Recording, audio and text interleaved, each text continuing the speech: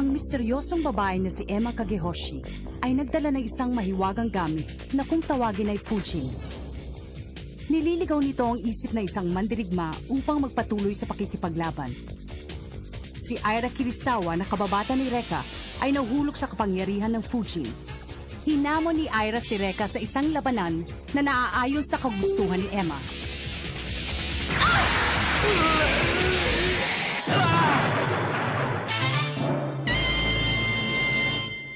Ang mapaghiganting espada ng mandirigma ng tubig.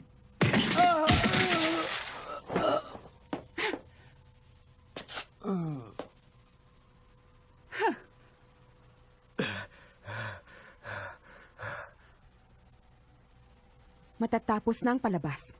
Kaya mabuti pa tapusin mo na ang kanyang paghihirap. Tama.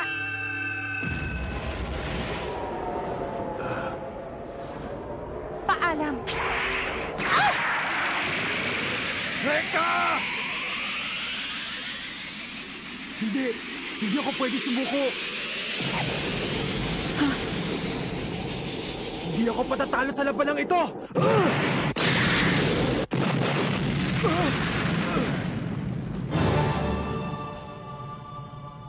Nawala ang hangin ko.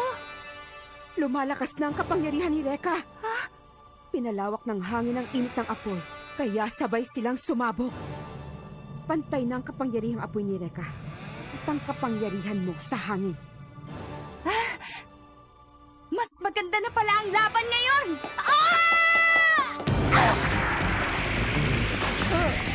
Hindi ka makakatakas!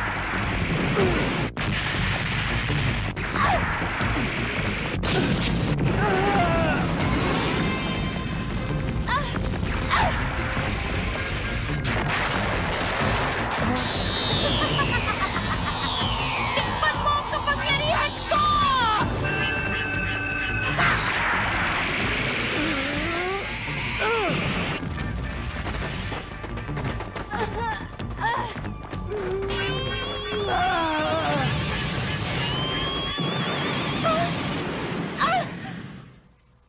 Natalo ang hangin ni Aira sa lakas ng apoy ni Reka.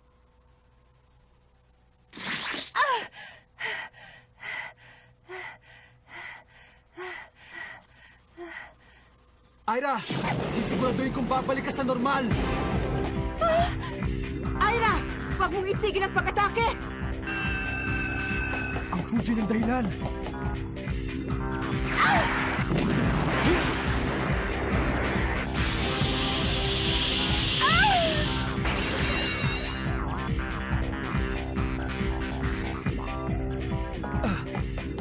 Wasakin ko yan. Alam na niya. Delikado ang Fujin ko! Hindi siya pwedeng makalapit dito!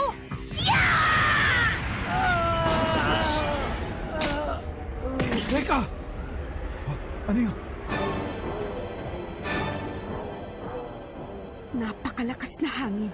Habang nakikipaglaban siya kay Reka, ay tumitindi rin ang kapangyarihan ni Aira sa hangin. Kahanga-hanga ang kanyang talino. Gumawa siya ng buhawi upang hindi makalapit sa kanyang apoy ni Reka at mapangalagaan ang Fujin.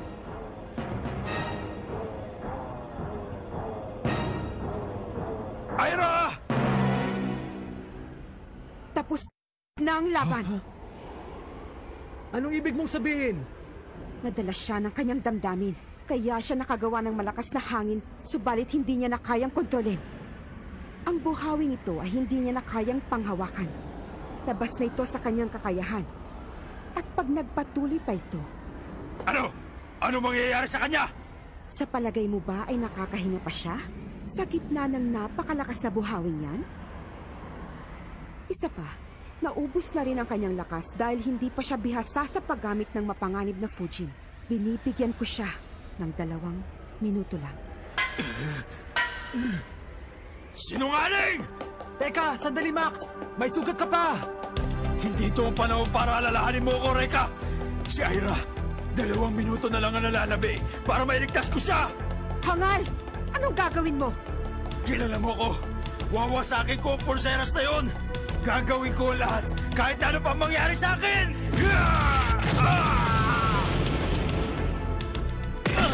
Max! Masyado siyang pangahas.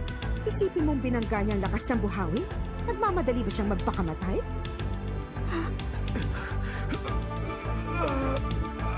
Ira! May lakas pa siya para tumayo. Hindi ako magpapatalo. Pag namatay ako, sino matitira para magligtas at magtanggol kay Ira? Pero Max, hindi ba... Tama na! Ako magliligtas kay Ira! Yeah!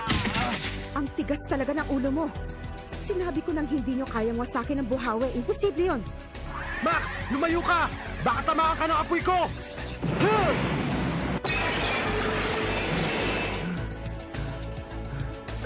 Hindi! Hindi ko pwede iwan si Ira! Ira! Pag hindi ka pa tumigil ngayon, mamamatay ka!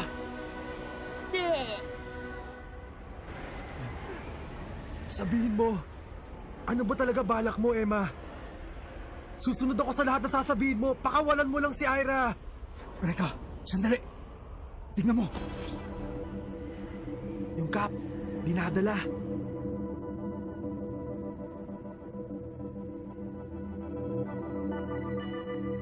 Ba't ganun? Sa gitna ng buhawi, walang hangin. Max, maililigtas natin si Ira. Hindi ba? Ngayon, alam na natin kung paano. Tayo na, Reka! Ready? Get set!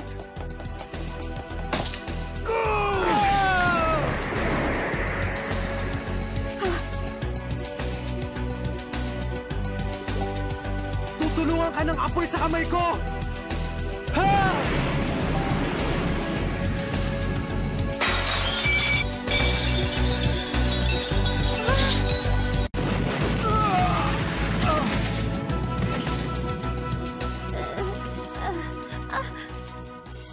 Ira, nakabalik ka na ba sa normal?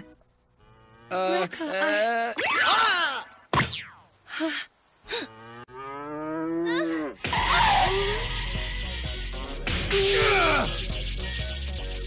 bastos-bastos mo naman!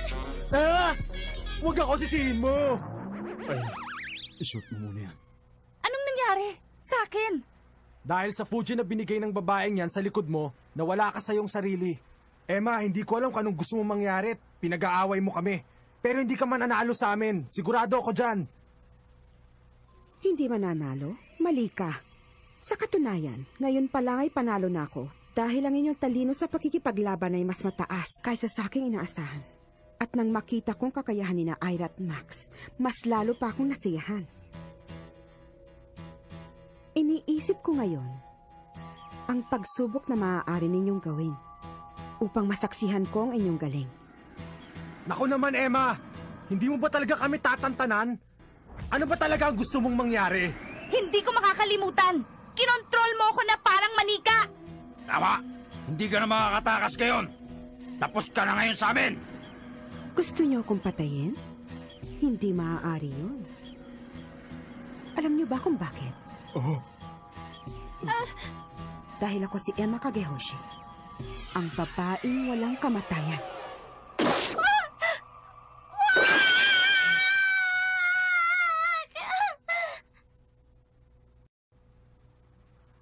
Ha? Buhay pa siya? Gaya ng sinabi ko, Reka, hindi ako maaaring mamatay. Ako ang nagpadala sa iyo sa kasalukuyang panahon gamit ang 400 taong lihim na sining ng Hokage upang mailigtas ko lamang ang iyong buhay. Pagkatapos, isinumpa ko ang pagdaan ng panahon habang ang bawat nilikhay patuloy na nabubuhay at namamatay. Ako naman ay patuloy na nabubuhay at gumagala sa mundong ito sa bawat paglipas ng panahon. Hanggang sa dumating nga ang araw ng matagpuan kita. At tayo'y muling magkita, Reka. Biglang nawala ang galing. Nang mga sandaling yon, hindi nila napansin ang isang nilalang na matagal na nagtatago sa dilim at tahimik na saksi sa naganap na labanan.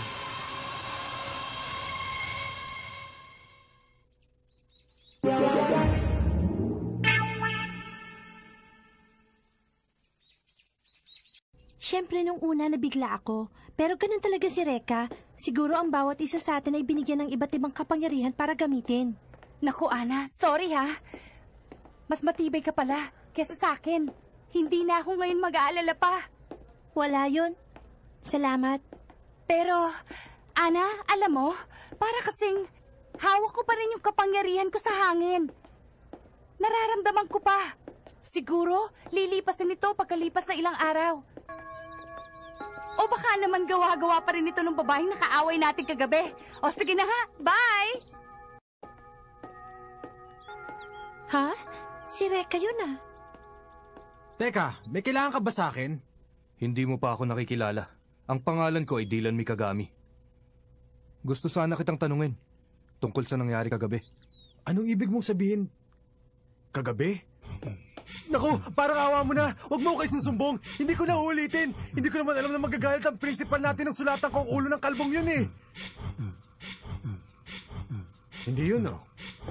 Siguro nalaman mo na kinopya ko sa notebook ni Ira yung sagot ko sa homework. Ikaw ang bahala. Kung ayaw mong banggitin ng tungkol dito, Ha? sinisiguro ko, maaalala mo ito mamaya. Kala mo kung sino? Sino siya? Paano niya nalaman ng tungkol kagabi?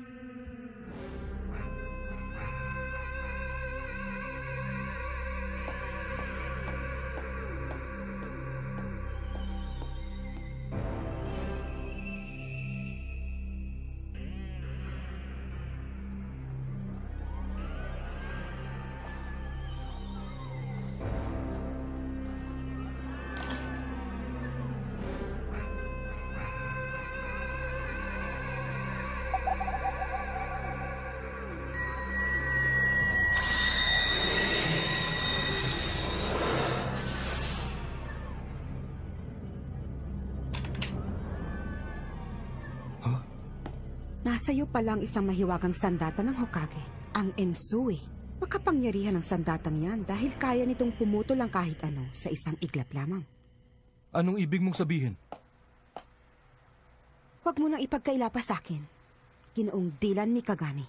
Ha? Kilalang kilala kong buong pagkatao mo. Hindi ba nawalan ka na isang minamahal sa buhay dahil sa mahiwagang sandata na yan? Ang pangalan niya ay Jessica Mikagami at siya ang iyong kapatid. Sino ka?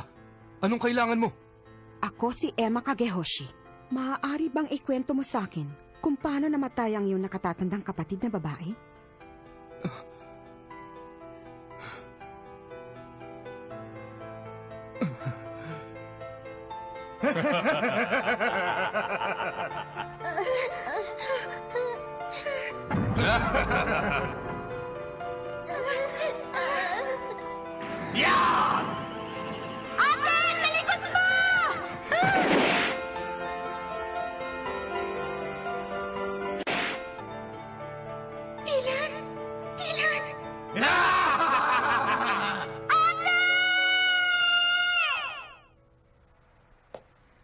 Matagal nang nangyari yun.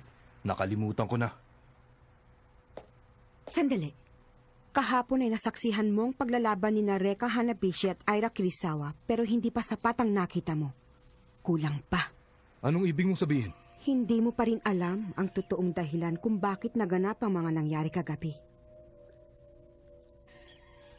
Alam mo na taglay ni Ira ang isang sandata, ang mahiwagang sandata ng Hokage na kung tawagin ay Fujin.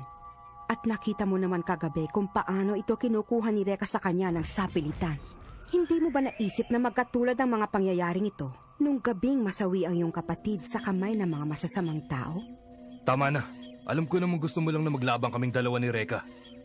Pero hindi ako tumatanggap ng utos kahit kanino pa man.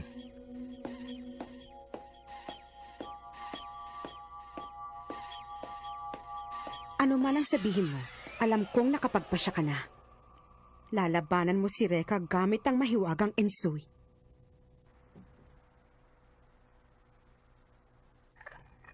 Tay, may tanong ako. Totoo ba talaga ang sinabi mo na siya ang nanay ko? Gave birth to me, right? Ha? Sabi nang huwag kayo I told manigarilyo you habang before, gumagawa no ng paputok smoking eh. around the Bakit ba biglang- fireworks. And I told you not to forget who's in charge around here. Bigla mo akong tinanong ng ganyan. Aray ko po. Siguro naman walang duda na nanggaling ka sa akin, hindi ba? Ewan ko. Bakit?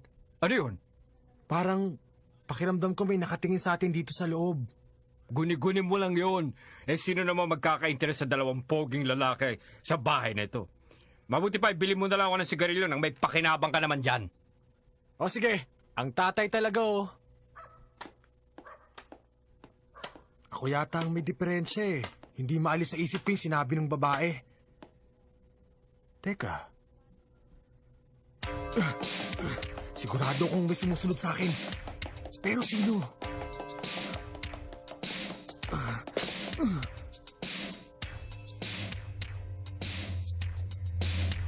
Naiinis na ako sa'yo ha. Ano ba talaga gusto mo? Kanina ka pa buntot ng buntot sa akin eh. Kung away ang gusto mo, sabihin mo lang. Hindi kita urungan. Sige, alam ko namang hindi ka mananalo sa akin dahil puro ka lang yabang. Anong sabi mo? Malakas nga siya.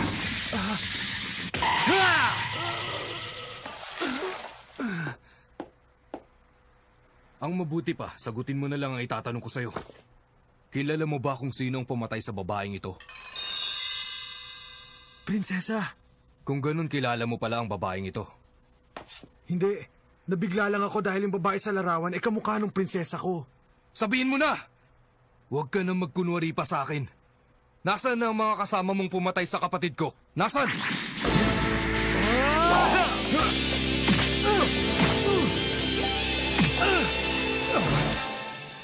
Pwede ba, bago mo kapag bintangan ng kung ano-ano dyan, bawiin mo muna yung sinabi mo. Sinabi mo na hindi ako mananalo sa'yo. Bawiin mo. Hanggat maaari, pinipigilan ko sarili ko na gamitin ito. Pero mukhang pinipilit mo ako. Ano yun?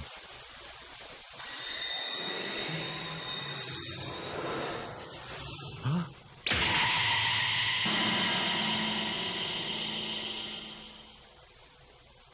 Ang Ensui, ang sandata ko at kayamanan. Ate Jessica! Ate Jessica! Dylan, tanggapin mo. Ano to? Ito ang kayamanan ng ating angkan. Yan din ang gusto nilang makuha ng sapilitan. Ipagtatanggol ka niyan sa lahat ng oras. Dylan, mag-iingat ka. Ate Jessica! Ito ang Ensui. May kapangyarihang kontrolin ng tubig. Pero sinisiguro kong hindi mo ito makukuha sa akin! Tumigil ka na! Ha! Ah! Ah!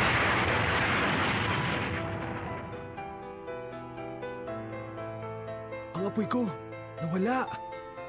Namamatay ang apoy sa tubig. Kahit sino, alam yan.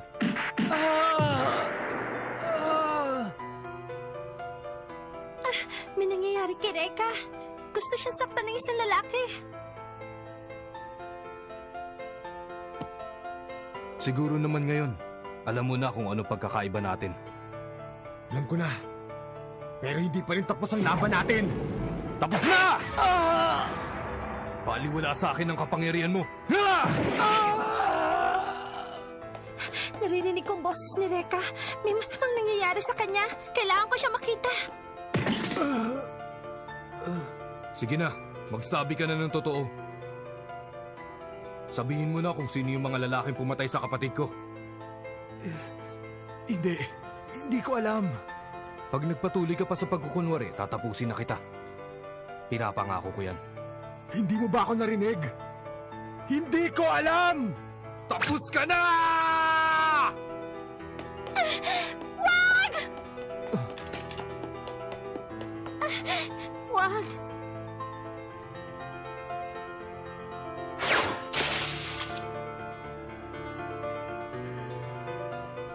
Dylan? Ate!